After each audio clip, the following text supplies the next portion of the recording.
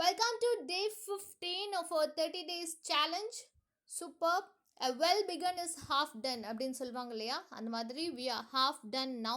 இந்த 30 வேர்ட்ஸையும் நம்ம கம்ப்ளீட் பண்ணிட்டோன்னா இன்றைக்கான 2 வேர்ட்ஸ் பார்க்கலாம்.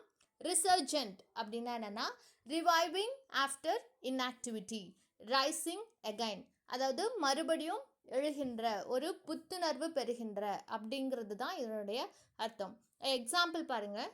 There is a resurgent interest among the students to conduct election. இப்போது ஸ்டூடெண்ட்ஸ்குள்ளே எலெக்ஷன்லாம் கண்டக்ட் பண்ணுவாங்க இல்லையா, அதில் மறுபடியும் இந்த மாதிரி ஒரு இன்ட்ரெஸ்ட் எழுந்திருக்கு, ஸ்டூடெண்ட்ஸ் மத்தியில் மறுபடியும் ஒரு இன்ட்ரெஸ்ட் எழுந்திருக்கு எலெக்ஷன் கண்டக்ட் பண்ணுறதுக்கு அப்படிங்கிறது தான் இதனுடைய அர்த்தம்.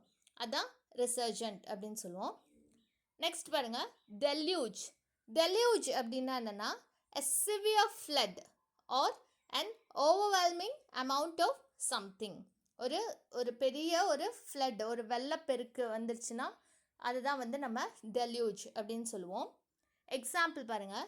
A deluge of rain drastically affected the areas of Wayanad. இப்போ நடந்தது இல்லையா, வயநாட்டில் பயங்கரமாக மழை பெஞ்சு வெள்ளப்பெருக்கு எடுத்து நிறையா ஏரியாஸ் அஃபெக்ட் பண்ணியிருக்கு அப்படிங்கிறது தான் இதனுடைய அர்த்தம்.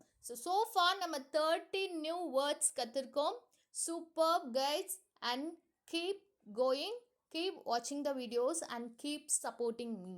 Thank you so much. Tomorrow வேற 2 new words பார்க்கலாம்.